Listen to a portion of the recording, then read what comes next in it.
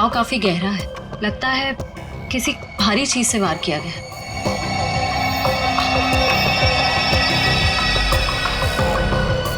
हो सकता है कोई एक्सीडेंट, इनका पैर फिसला और किसी चीज से टकरा के गिर गई। हाँ, एक्सीडेंट हो सकता है। एक काम करो, घर में जितना सारा फर्नीचर है चेक करो, उसके कॉर्नर चेक करो फर्नीचर के, और फिर देखो कहीं पर नुकीली चीज है क्या, शायद उससे टकराई हो।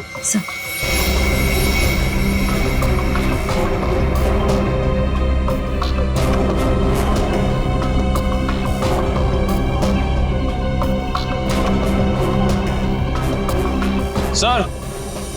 हाँ निखिल। सर टूटा हुआ बांस और सर इस पे खून में लगा हुआ है। हाँ, लगता है खूनी ने ये बांस बेचारे शोभा के सिर के पीछे मारा है इससे जोर से, और फिर शायद शोभा अपनी जान बचाते बचाते यहाँ से बाहर गई, गिर गई और फिर दम तोड़ दिया होगा। लेकिन सर दरवाजा तो अंदर से बंद था, कुंडी लगी हुई थी, तो फिर खूनी घर से बाहर गया कैसे होगा? सर हो सकता है बालकनी से चला गया। नहीं निखिल, इतनी ऊंचाई से कोई बाहर जा ही नहीं सकता। सर घर के बाहर सीसीटीवी कैमरा लगा हुआ। बस तो फिर वो सीसीटीवी कैमरा का फुटेज और लॉबी के सीसीटीवी कैमरा का फुटेज सब देख लेते हैं।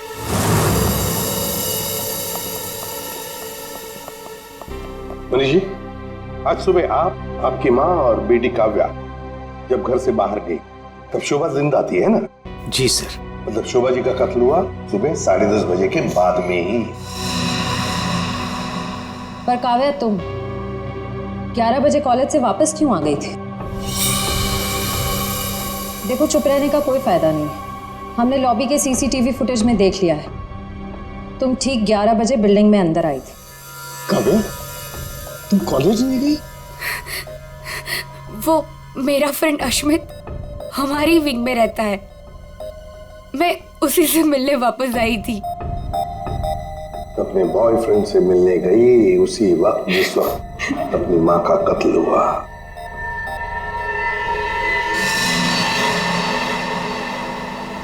तुम कौन हो? मैं रितेश। रितेश, आपका बेटा? जी सर। पर तुम तो घर छोड़कर चले गए थे। जी वो मैं घर छोड़कर नहीं गया था, मुझे इनकी पत्नी ने घर से निकाल दिया था। मतलब तुम्हारी माँ ने, यही आदर रखते हो अपनी माँ के लिए, यही संस्कार दिया?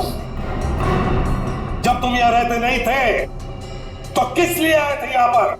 जी वो मैं किशोर से मिलने आया था। सर, अगर आपने सीसीटीवी फुटेज देखा होगा तो आपने देखा होगा कि मैं अपने डॉग को बाहर घुमाने लेके गया था।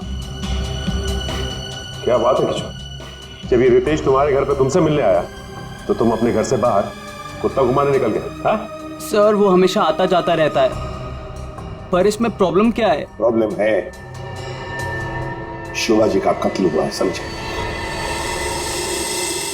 चलो तुम सबकी बातें मान ली, बच्चे बिल्डिंग में आए अपने दोस्तों से मिलने, मगर घर नहीं गए। बिल्डिंग के अंदर बाहर लोग आते जाते रहे, और शोभा जी के घर के बाहर कोई नहीं आया।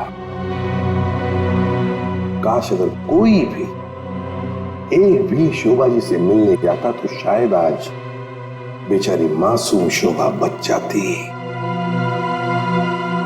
सर, वो कोई बेचारी औरत नहीं थी, जैसी औरत थी उसके साथ वैसा ही हुआ। क्या मतलब? माफ कीजिएगा मनीष भाई, सोसाइटी की इज्जत का सवाल है। सर, शोभा जी का सोसाइटी में किसी के साथ भी बिहेवियर अच्छा नहीं था। आए दिन छोटी छोटी बातों में झगड़ा करती थी। इवन सर आज भी उनका झगड़ा हुआ था। झगड़ा हुआ था? किसके साथ? इनसे, रचना जी से। ओह सर, मैंने उसको नहीं मारा सर, मैंने तो कभी किसी मच्छर को भी नहीं मारा सर। एसीपी साहब, इन सोसाइटी के सारे लोगों को मैं जानता हूं, इनमें से ऐसा कोई नहीं है जो शोभा को इस तरह से मार सके। और शोभा जी का खून तो हुआ है ना, किसी ने तो किया है। अरे तारिका, ये क्या कर रही हो?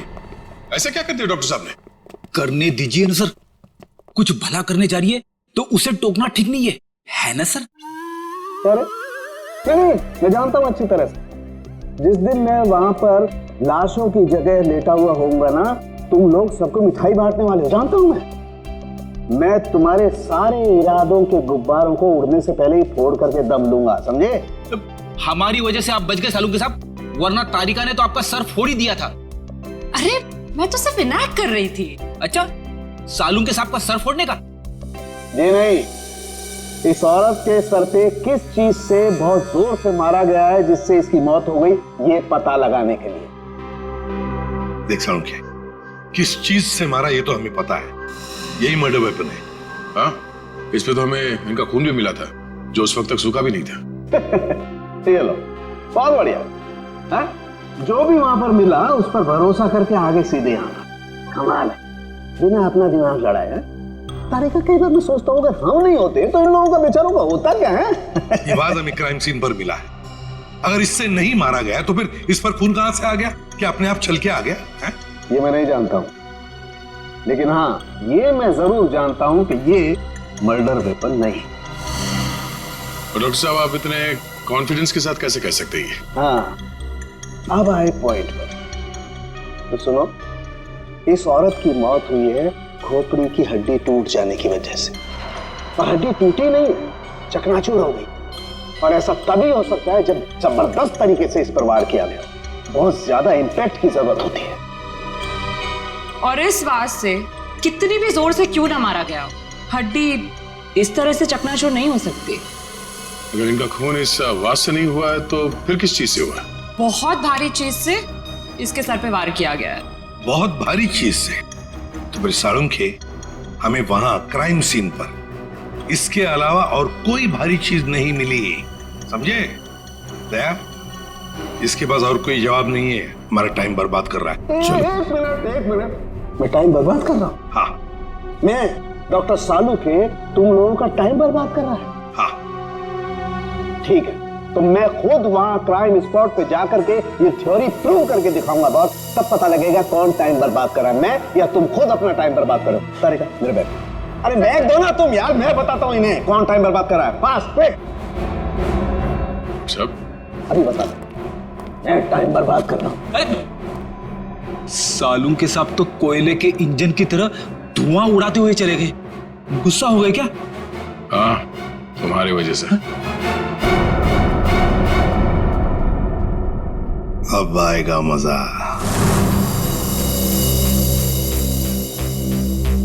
सब कुछ ढूंढ लिया, आप क्या ढूंढेंगे? अपना सर ढूंढो।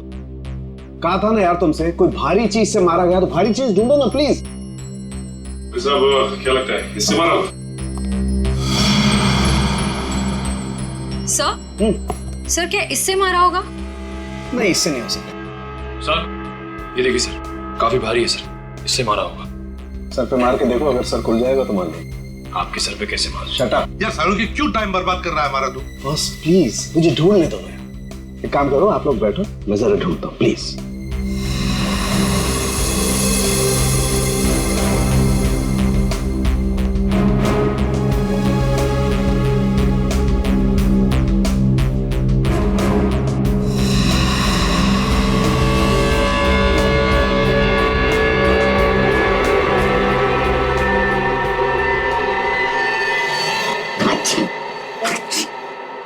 पूरी दुनिया में सर्दी फैलाएगा।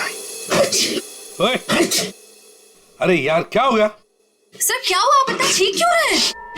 मसाला मसाला मसाला। हाँ सर, चारों तरफ मसाला गिरा हुआ है और यहाँ पे निशान भी है।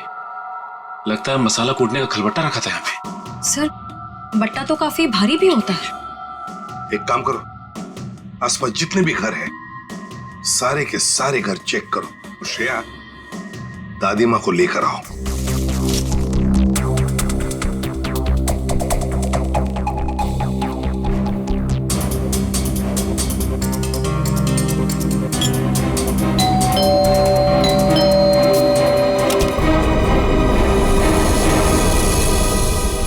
लोग? हमें आपके घर की तलाशी लेनी है। लेकिन खून तो वहां हुआ है, आपको यहाँ क्या मिलेगा? देखिए, आपकी बिल्डिंग में खून हुआ है। क्या आप चाहती हैं कि एक और खून हो जाए? प्लीज हमें अपना काम करने दीजिए। ओके, आइए।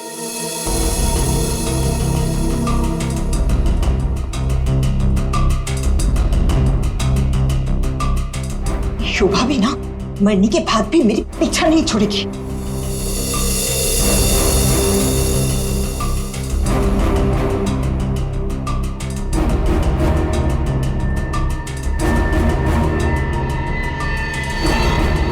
सर, आश्रया, सर ये देखिए। सर, ये तो हमारी है। नहीं नहीं, ये तो हमारा है। आंटी जी को कोई गलतफहमी हो रहा है। सर, इसके नीचे शोभा का नाम लिखा हुआ है। शोभा, तो क्या आपने इन्हें ये दिया था? नहीं सर, आज सुबह तक तो ये हमारे पास ही था। तो फिर यहाँ कैसे? के जरा चेक कर लिया।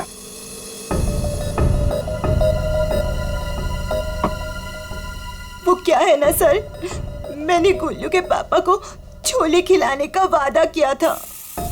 शोभा जी तो मर ही गई थी, वो इससे क्या करती, इसलिए मैं ये लेके चली आई। मैंने कोई खून नहीं किया सर, मैं सच बोल रही हूँ सर, मैंने कोई खून नहीं किया। बॉस, इन पर तो कहीं भी खून के ट्रेसेस नहीं। खून का निशान नहीं? मतलब ये मर्डर वेपन नहीं है? मुझे लगता है शोभा ही हमें बताएगी कि उसका खून कैसे हुआ है और किसने किया।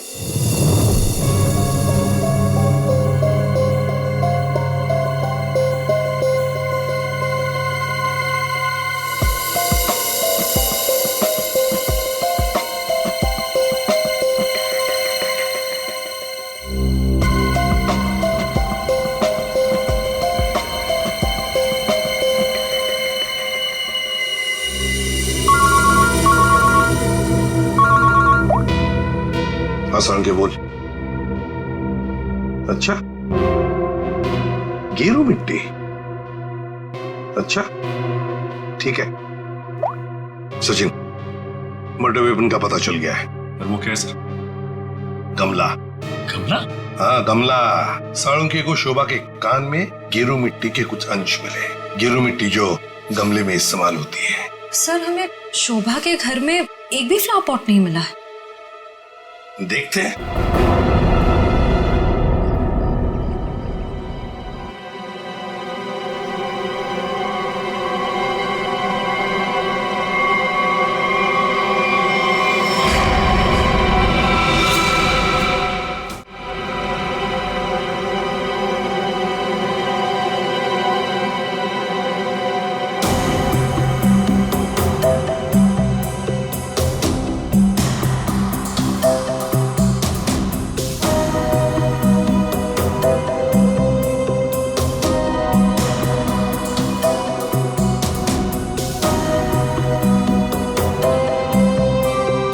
गमला यहीं पर गिरा है।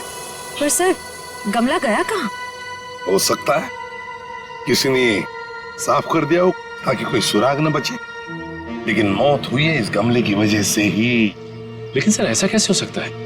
घर के बाहर लगे सीसीटीवी फुटेज में तो हमने किसी को कमरे के अंदर जाते देखा नहीं। तो फिर शोभा जी के सर पे गमला मारा किसने होगा? वही तो समझ में नहीं आ रहा है सचिन कि गमला मारा किसने, और फिर इतने जोर से मारा है कि किसी इंसान की जान ही चली जाए। हाँ सर, सवाल ये भी है कि बंद कमरे से खूनी बाहर गया कैसे? जमीन चीर के या आसमान फाड़ के? जमीन चीर के तो नहीं निखिल, जमीन चीर के नहीं, आया होगा तो आसमान फाड़ के ही। 1 2 3 4 5 6 7वीं मंजिल पर शोभा जी रहती है, वो रही उसकी बालकनी, और बिल्कुल उसी के ऊपर है 8वीं मंजिल की बालकनी। चलो चलकर देखते हैं।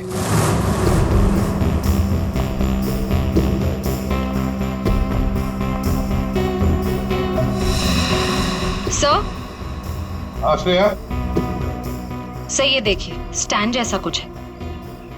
स्टैंड जैसा तो है।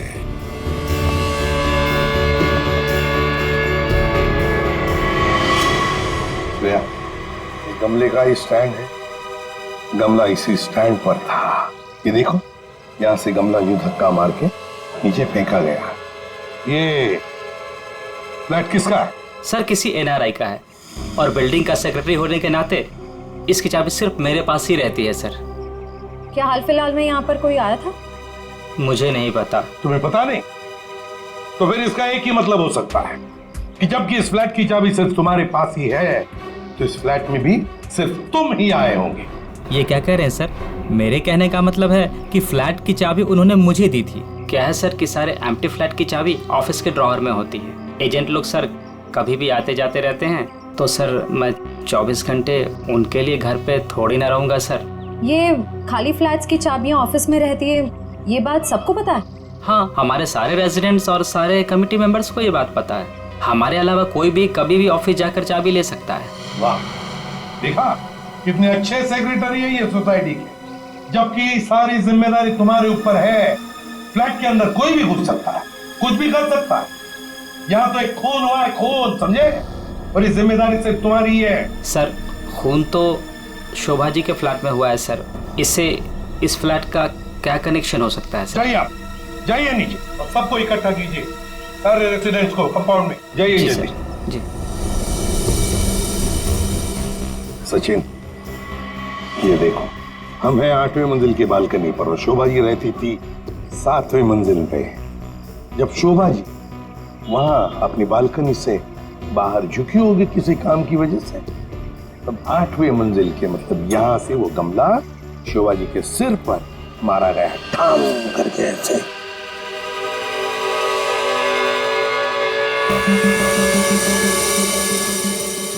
भगवान का लाख लाख शुक्र है, वरना आज तो मसाला कूटने के चक्कर में मेरी कुटाई हो जाती उन सीआईडी वालों के हाथों। इसीलिए छोले को मारो गोली, ये लौकी खिला दूंगी गुल्लू के पापा को। ओह गॉड!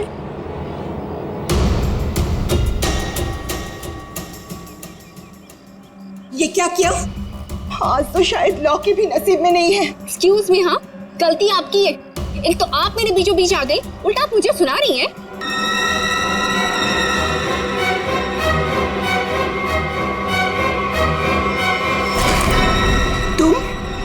तुमको तो मैंने कहीं देखा है। देखिए, आपका जो कुछ भी नुकसान हुआ है उसके लिए आई एम सॉरी। मैं थोड़ी जल्दी में हूँ। रुक रुक, तुम वही सफाई करने वाली हो ना? अरे छोड़ मेरे हाथ। तेरी वजह से वो शोभा मेरे ऊपर राशन पानी लेके चढ़ गई थी। कौन शोभा? कैसा राशन पानी? मैं कुछ भी नहीं जानती। Excuse me. अरे स्क्वीज तो तेरी आज मैं करूंगी। तेरे जाने के बाद ही शोभा का कत्ल हुआ था। क्या? चल मेरे साथ, सीआईडी के पास चल। चल। हमें उस चीज का पता चल गया है जिससे शोभा जी का खून हुआ है। एसीपी साहब, क्या आप मुझे बता सकते हैं वो कौन सी चीज है जिससे मेरी पत्नी का खून हुआ? Flower pot. Flower pot? जी हाँ, फ्लावर पॉट।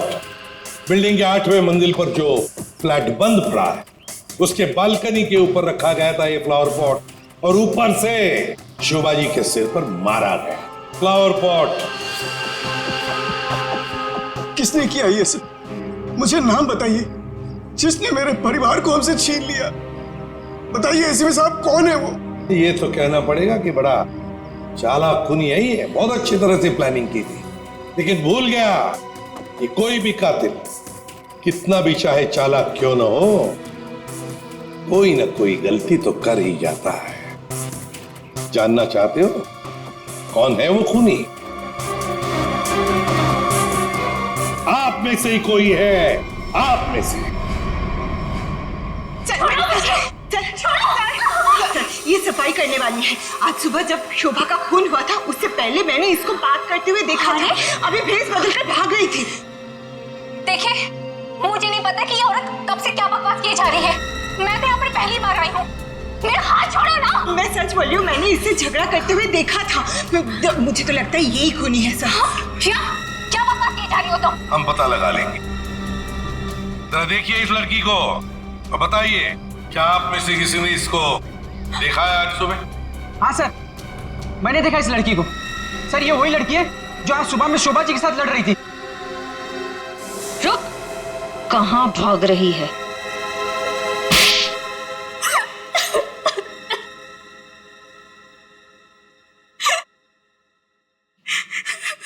ये सब रोना धोना बंद करो और बताओ कौन कौन है इसके पीछे। तुम्हारे अकेली का काम नहीं है ये, बताओ जल्दी। कौन कौन मिला हुआ है तुम्हारे साथ इस काम में? हाँ? क्यों खून किया शोभा का? खून? नहीं नहीं सर, मैंने कोई खून नहीं किया। मुझे कुछ नहीं पता, मैं सच कह रही हूँ। जमाना बड़ा बदल गया है सर। इतनी महंगी घड़ी और ब्रांडेड चप्पलें पहन के घूम रही है। यहाँ तो सीआईडी में ईमानदारी से काम करने के बाद पिछले 5 साल में ये वाले जूते पहन पाया हूं मैं। हाँ, सच कह रहे हो फ्रेडी। लेकिन ये है ना, मुखौटा पहनी है सफाई कामगार का, है तो कोई और ही। पूर्वी, ऐसा नहीं बताइए। हाँ बोल नहीं, प्लीज प्लीज मैम, मुझे मत मारिए, मैं बताती हूँ, मैं सब सच बताती हूँ। दरअसल मेरे पास एक फोन कॉल आया था। कौन लोग थे मुझे नहीं पता, लेकिन वो लोग शोभा से बदला लेना चाहते थे। बदला कैसे लेना है वो सारे इंस्ट्रक्शन मुझे फोन पर बता दिए गए थे। मैंने बस उसे फॉलो किया था और कुछ नहीं किया था, खून नहीं किया था सर। एक अनजान आदमी ने तुम्हें फोन कॉल किया और तुम उसकी मदद करने के लिए तैयार हो गई? हाँ सर। ऐसी क्या दुश्मनी थी तुम्हारी शोभा से? सर शोभा अच्छी औरत नहीं थी, वो बहुत ही घमंडी और झगड़ालू किस्म की औरत थी। समय एक स्टोर में सेल्स गर्ल का काम किया करती थी। मेरे स्टोर में आई वो एक दिन, नेल पेंट दिखाने के लिए कहा। नेल पेंट का ढक्कन जब मैं खोल रही थी तो सर गलती से वो नेल पेंट की कुछ बूंदें उसके साड़ी के पल्लू पे गिर गई थी सर। उसके बाद उसने जो हंगामा खड़ा किया, मैंने उससे माफी मांगी, मिन्नती की कि प्लीज मुझे माफ कर दीजिए, लेकिन उसने मेरी एक बात भी नहीं मानी। मैनेजर के पास चली गई सर। मैनेजर ने मुझे नौकरी से बाहर निकाल दिया। 2 महीने तक मुझे कहीं कोई नौकरी नहीं मिली। घर का किराया तो दूर, खाने तक को मेरे पास पैसे नहीं थे। मकान मालिक मेरे सिर पर चढ़ करके मुझे परेशान करने लगा, कहा कि निकलो मेरे घर से। सर उसने मेरी पूरी जिंदगी तबाह कर दी। फिर मैंने ठान लिया था कि उस शोभा से मैं बदला जरूर लूंगी। इसलिए तुमने कानून को अपने हाथ में लेने का फैसला किया है? सर मैं मानती हूँ कि मुझसे बहुत बड़ी गलती हो गई। प्लीज आप लोग मुझे माफ कर दीजिए प्लीज। ये लो, सब कुछ मान लिया तो माफी मिल गई, ऐसे लगता है तुम्हें? है? तुम्हारी सजा हम कम कर सकते हैं, मगर एक शर्त पर। हाँ सर, मुझे आप लोगों की सारी शर्त मंजूर है। बताइए मुझे क्या करना होगा? तो ये बताओ कि फोन पे एग्जैक्टली क्या इंस्ट्रक्शन दिए गए थे तुम्हें? मुझे बस वो फ्लावर पॉट गिरने के बाद उसे साफ करने के लिए कहा गया था। वो फ्लावर पॉट जैसे बालकनी से शोभा के सर से टकराकर नीचे गिरा तो मेरे पास उसे झट से साफ करके वहां से मैं निकल गई। बस यही किया था मैंने।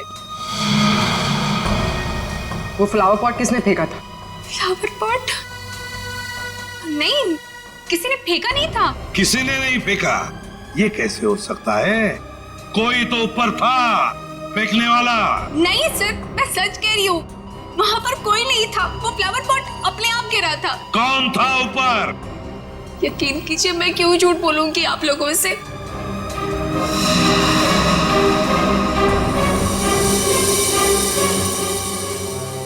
निखिल, पता लगा किसका फोन आया था शीला को इंस्ट्रक्शंस देने के लिए?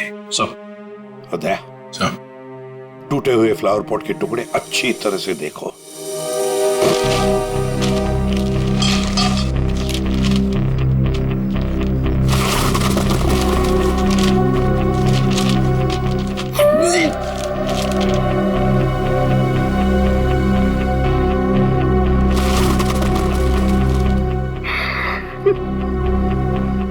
सीआईडी में इतने साल काम करके यही इज्जत मिली। क्या हुआ पंकज सर, कोई इज्जत चाहिए आपको? नहीं, वो सर इसमें सिर्फ सड़ा हुआ कचरा है सर, और कुछ भी नहीं है सर। यहाँ पे थोड़ी देर और खड़ा रहा ना तो मैं बदबू के मारे शहीद हो जाऊंगा सर। कुछ नहीं होगा तुम्हें, काम पे ध्यान दो।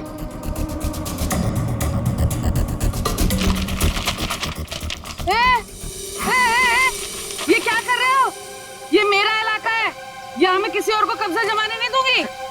अरे कौन कब्जा करना चाहता है?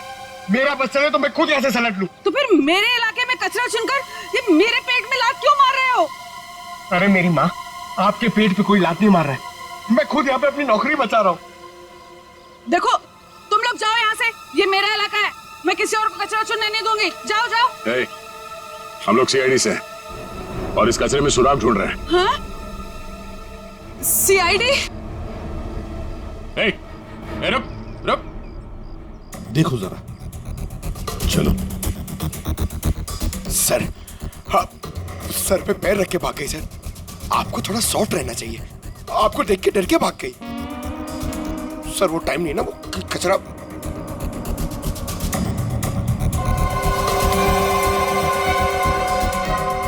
सर, ये देखिए, ये कुछ गमले के टुकड़े मिले हैं।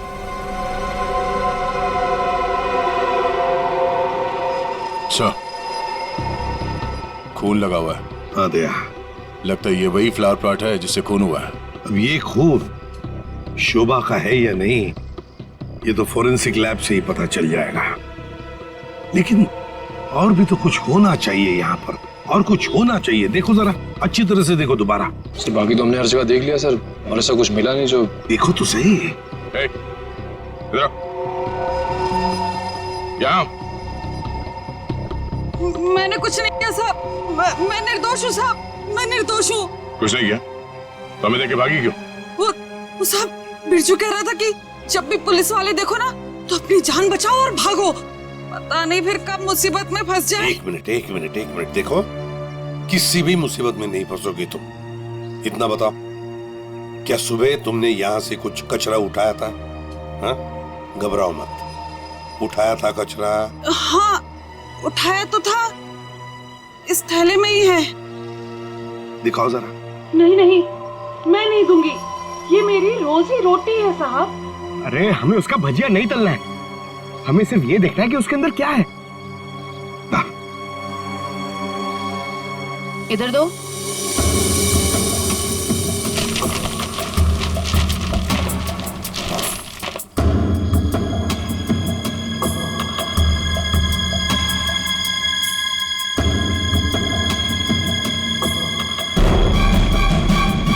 खिलौने का बॉक्स है सर, एड्रेस भी लिखा हुआ है।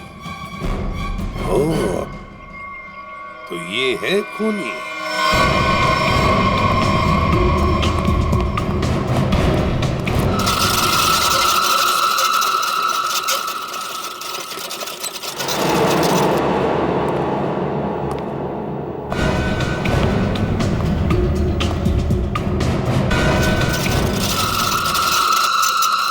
कौन है?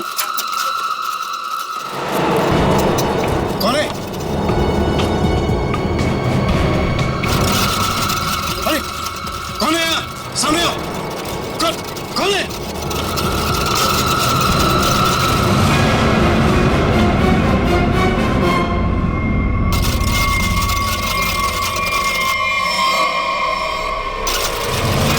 मनीष बाबू,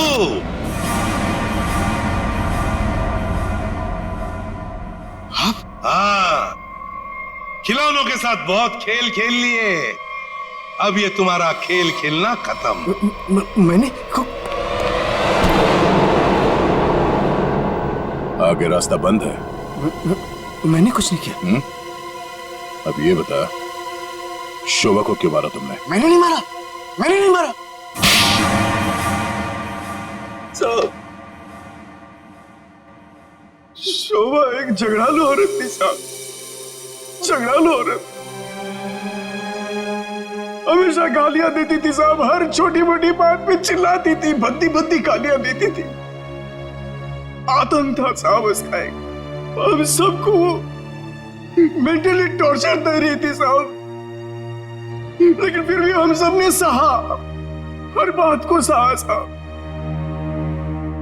जब तक ये बात घर के चार दीवारी तक थी तब तक तो ठीक था, लेकिन धीरे धीरे ये बात साहब घर के चार दीवारी से बाहर निकल के मोहल्ले तक फैल गया। आए दिन लोग पड़ोसी हमारे पास आते थे कंप्लेन लेकर के, शोभा ने किसी का झगड़ा किया, मारपीट किया। तंग आ चुके थे साहब, हम लोग तंग आ चुके थे। फिर भी हमने शोभा को समझाने की कोशिश की, मगर वो नहीं समझती थी साहब। हमने तो थक के छोड़ दिया था ये सोचना कि उसे समझाना रोकना हमारे लिए मुमकिन ही नहीं है साहब। बस सिर्फ इसी वजह से तुम लोगों ने उसकी जान ले ली? तो और क्या करता साहब, बताइए आप मुझे। सोसाइटी वालों ने उसे तंग आकर के हमें नोटिस दिया घर खाली करने के लिए। अगर हम घर खाली नहीं करते इस सूरत में वो हमें पुलिस की धमकी दी। अगर ऐसा था तो डिवोर्स दे देते उसे मारने की क्या जरूरत थी? उसकी भी कोशिश की थी साहब, मैंने, मगर उसने मुझे धमकी दी थी कि अगर मैंने उसे डिवोर्स दिया तो वो मुझे कोर्ट में घसीट के ले जाएगी। मेरे ऊपर डोमेस्टिक वायलेंस का इल्जाम लगाकर वो मेरे ऊपर केस करने वाली थी साहब। मैं मजबूर था, कुछ नहीं कर पाया साहब। रितेश, शोभा तो तुम्हारी माँ थी ना? सर, माँ का प्यार इस दुनिया में सबसे बड़ा प्यार होता है सर, पर वो तो सिर्फ अपने आप से प्यार करती थी सर। उसकी जरूरतें, उसका घमंड सिर्फ उसके लिए ही था सर। इस वजह से जब उसे मेरे और मेरी गर्लफ्रेंड वानी के बारे में पता चला तो उसने इंसल्ट करके मुझे घर से बाहर निकाल दिया सर। और इसलिए जिस माँ ने तुम्हें जन्म दिया उसे ही मौत की नींद सुला दी तुमने, सिर्फ अपने खुशियों के लिए। हा? एक दिन रितेश मेरे पास आया एक सुझाव लेकर। उसने कहा कि पापा, अगर हमारी जिंदगी में शांति और चैन चाहिए तो शोभा की जिंदगी खत्म करनी होगी। और इसके लिए तुमने अपने पड़ोसी किशोर और नवीन की मदद ली, जो शोभा के दुश्मन थे उसके बर्ताव की वजह से। हाँ? सिर्फ इनको ही नहीं रहा, इन्होंने बाकी सारे लोगों से भी कांटेक्ट किया जिनका कोई न कोई झगड़ा था शोभा के साथ। उन सबको अपने प्लान में शामिल कर लिया, शोभा को मारने के प्लान में। शीला के बारे में तुम्हें कैसे पता चला? काव्या ने मुझे बताया। उसने शीला और शोभा के झगड़े के बारे में, क्योंकि काव्या शोभा के साथ ही स्टोर में गई थी। तो तुम्हारे इस प्लान को अंजाम देने के लिए कोई बाहर वाला चाहिए था, और ये शीला इस काम के लिए एकदम परफेक्ट थी। और इसे शोभा से बदला लेना था, इसलिए ये भी मान गई। है? वैसे सारी प्लानिंग की कैसे तुम लोगों ने, बताओ जरा। नवीन ने ऑनलाइन पर ट्रॉली बुक की थी। डिलीवरी होने के बाद वो ट्रॉली और रिमोट वाणी को दिया था। वाणी पेशे से इंजीनियर है साहब। वो ट्रॉली और गमले को किस तरह से रखना है इसकी प्लानिंग उसने नहीं की थी। और फिर वो ट्रॉली और रिमोट लाके किशोर को दे दिया। और फिर काव्या और रितेश ने मिलकर वो गमले और ट्रॉली को ऊपर बैल्कनी में सेट कर दिया। तुम्हें कैसे पता चला कि ये शोभा बालकनी में किस वक्त आने वाली, कितने बजे? साहब, हर रोज सुबह 10 बजे एक भाजी वाला ठेला लेकर के हमारे बिल्डिंग के नीचे आता है, और शोभा उस पर बैल्कनी में खड़े होकर के खड़ी खोटी सुनाती थी साहब, चिल्लाती थी, झगड़ती थी उससे। बस मुझे उसी मौके का इंतजार था।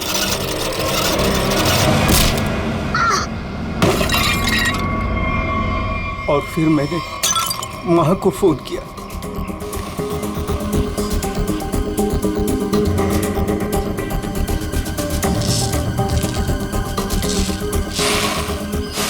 कभी एक बार भी नहीं सोचा कि शोभा के ऐसे स्वभाव के पीछे कोई वजह हो, कोई कारण हो सकता है उसे कोई दिमागी बीमारी हो जिसका इलाज हो सके? नहीं सोचा। तुम सब ने सिर्फ अपने ही बारे में सोचा, तंग आ गए उसके स्वभाव से, इलाज नहीं किया उसका, बस जान ले ली उसकी। कानून तुम सबको कड़ी से कड़ी सजा देगा।